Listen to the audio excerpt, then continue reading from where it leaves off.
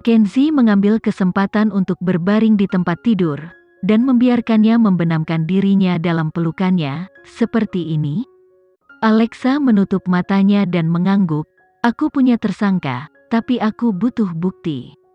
Aku akan menemukan seseorang untuk diselidiki." Mendengar kata-kata Kenzi, Alexa tiba-tiba mulai cekikikan. "Kenzi, apakah kamu tahu? Kamu sepertinya selalu tahu apa yang aku pikirkan, jadi aku tidak perlu banyak bicara." "Itu karena aku mendengarkanmu dengan hatiku." Kenzi mencium kepalanya. "Jika kamu tidak menikah denganku, mungkin kamu tidak akan terkurung di rumah sakit kecil ini di dalam ruangan kecil ini. Tapi, kamu tidak tahu betapa beruntungnya aku, bahwa orang yang aku nikahi adalah kamu." Ahli tersembunyi tidak diproduksi oleh Mandala, jadi Kenzi tidak memiliki kendali atas perubahan apapun yang akan terjadi. Dipicu oleh rumor, direktur akhirnya menerima panggilan telepon dari produser. "Saya sudah memikirkannya. Untuk menghindari di insiden lagi terjadi, saya pikir sebaiknya kita mengganti Alexa. Saya sudah menemukan kandidat yang tepat. Aku akan mengirimnya besok. Tapi, menurutku tidak tepat bagi kita untuk mengganti Alexa tanpa pemberitahuan sebelumnya." Sang direktur berada dalam posisi yang sulit. "Dalam industri ini, saya yakin kamu lebih tahu daripada saya, apa yang paling kami takuti. Saat ini, semua orang sudah mengatakan bahwa Alexa adalah kutukan. Bahkan jika itu sengaja direncanakan oleh seseorang, dia memang telah menyebabkan kemalangan untuk film kami. Tidak mudah bagi kami untuk mendapatkan Baim. Bahkan jika kami tidak menggunakan Alexa, saya yakin filmnya akan tetap menjadi hit. Tapi, bagaimana dengan Tuan Kenzi?" "Saya tidak tahu bagaimana menjelaskan hal ini kepadanya." Sang direktur merasa sedikit tidak berdaya. Pada kenyataannya, dia benar-benar merasa bahwa tidak ada yang bisa menarik pembuat onar serta Alexa. "Saya akan berbicara dengan Tuan Kenzi. Kamu tidak perlu khawatir tentang apapun, fokus saja pada pembuatan film." "Baiklah kalau begitu." Sutradara tidak punya pilihan selain mengaku kalah. Ketika harus membuat keputusan, orang yang punya uang selalu mengambil keputusan. Jadi, malam itu, Gilang menerima telepon dari produser dan menyerahkannya langsung ke Kenzi. "Ini telepon penting." Kenzi menatap Alexa yang tertidur, memindahkannya dengan hati-hati ke satu sisi, dan berjalan tanpa alas kaki keluar dari kamar rumah sakit menuju koridor. "Halo, ini Kenzi." "Tuan Kenzi, ini Sandy. Apakah Nyonya merasa lebih baik?" Produser berbicara dengan sopan ketika dia mencoba menguji air. "Jika Tuan Kenzi ingin mengatakan sesuatu, katakan saja." "Sejujurnya, aku melihat banyak potensi dengan Alexa. Terutama karena jarang menemukan model dengan akting yang bagus. Tapi, kamu harus tahu seperti aku juga, betapa pentingnya keberuntungan bagi kita. Jika Alexa menghadapi kemalangan apapun, Mandala akan selalu ada untuk membantunya. Tapi, saya telah menginvestasikan seluruh kekayaan saya ke Hidden Expat. Jika sesuatu terjadi lagi, saya akan kehilangan segalanya. Setelah mempertimbangkan dengan hati-hati, kami telah memutuskan untuk mengganti Alexa. Kuharap kamu dapat memahami bahwa produksi kecil seperti kami tidak dapat menangani seseorang setinggi dan sekuat Alexa." Pesannya jelas, "Ganti Alexa Tuan Sandy. Pikirkan baik-baik. Ada beberapa hal yang tidak bisa kamu ambil kembali."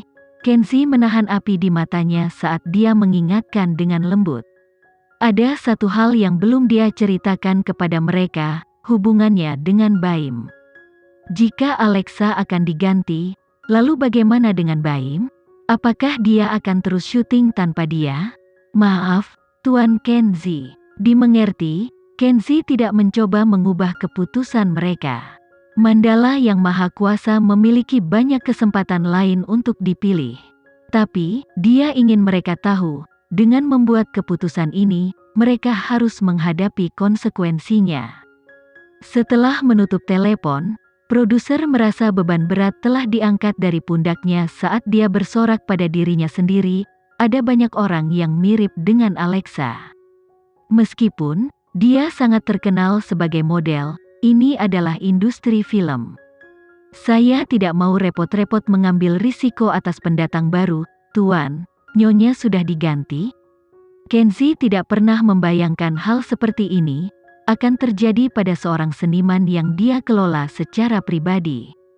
Karena semua yang Kenzi harus lakukan adalah melihat Gilang dan dia akan segera menuruti setiap perintahnya. Pada kenyataannya, dapat dimengerti jika produser berpikir seperti ini. Tapi, apakah seseorang telah memengaruhi keputusan ini? Kenzi perlu menyelidikinya lebih jauh. Beraninya mereka mengganti salah satu orangnya. Karena mereka berani menyebut Alexa kutukan, dia akan membiarkan mereka mengalami kemalangan yang sebenarnya. Tuan, kenakan sepatu dulu. Gilang mencoba mengganti topik pembicaraan dengan mengambil sepatu Kenzi dari dalam ruangan dan meletakkannya di depannya. Pada akhirnya, Kenzi memakai sepatunya, segera berjalan ke kamar Baim dan mengetuk pintunya. Tuan Kenzi. Adira berdiri dari kursinya dengan hormat. Keluar sebentar. Aku ingin bicara sebentar dengan Baim, perintah Kenzi. Oke. Adira dengan cepat meninggalkan ruangan. Pada saat ini, Baim terlihat sangat tidak senang. Jangan memerintahnya seperti itu. Hanya itu yang bisa kulakukan. Produser telah memutuskan untuk menggantikan Alexa, kata Kenzi lugas. Jadi, kamu juga harus menarik partisipasimu dalam film. Kalau tidak, aku mengerti. Baim menganggukkan kepalanya. Meskipun dia cukup menyukai film ini, dia tidak akan berpangku tangan saat produser membuli anggota keluarganya.